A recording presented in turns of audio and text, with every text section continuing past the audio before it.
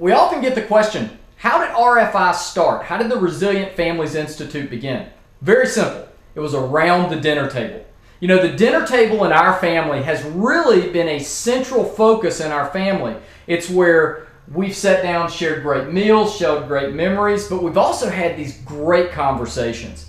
And after I'd been out of college for several years, we began to see a bunch of young men that we knew really kind of struggling to find a sense of purpose, to find a sense of identity in life. And so it was around the dinner table we were talking about this issue.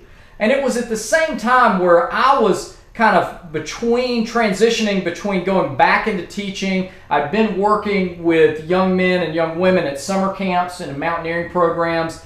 At the time, I was actually doing some business consulting and wanted to get back working with kids. And so we really had this moment of okay, if young men are struggling to find a sense of purpose, what's behind that and what are we going to do about it? Right. And so we decided that the father-son relationship for young men is the most central and formative relationship in their life, really.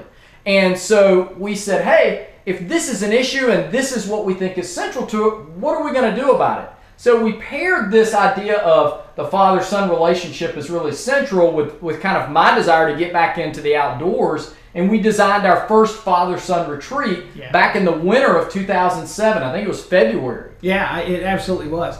And as we were doing the research for that, we did a good bit of research to see what was out there. What we actually discovered was we didn't like the models that were out there. They weren't intentional enough for us. We had dads and sons doing stuff together in a herd, but not necessarily doing stuff individually together. And then they were listening to someone talk to them about being good dads or having a good relationship rather than just doing it. And so what we really decided to do was to create an experience that we thought would be unique. And there were 2 or 3 key things that we look at now and just realize they were just magical in that process. The first thing was we put the fathers and sons working together throughout that experience.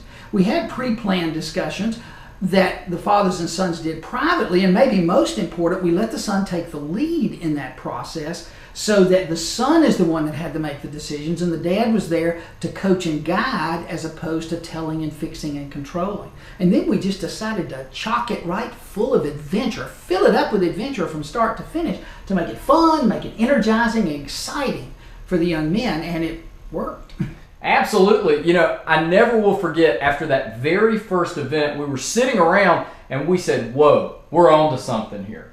Right. We had some sons and fathers, some fathers telling us that they had more conversation and more intentional time with their son in the last 3 days than they had in the last 4 years of their lives. And so we knew that we're really on to something there. And it was around 2009, I believe, that we got a call from the military. There was an Army unit that called us and said, hey, we would love for you guys to help us do a father-son retreat. And we said, great, we'd love to.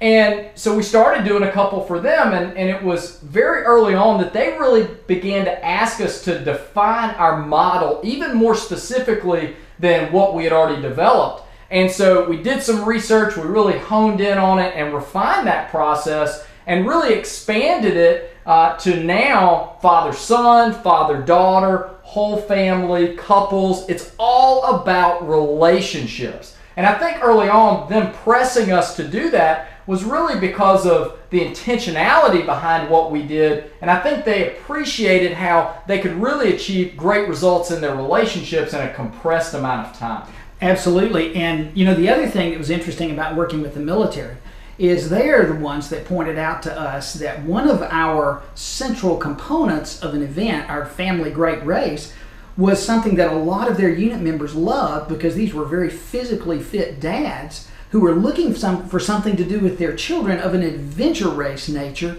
and they couldn't find it. And that's when we came up with the idea of creating a family race series that we're going to roll out in 2014.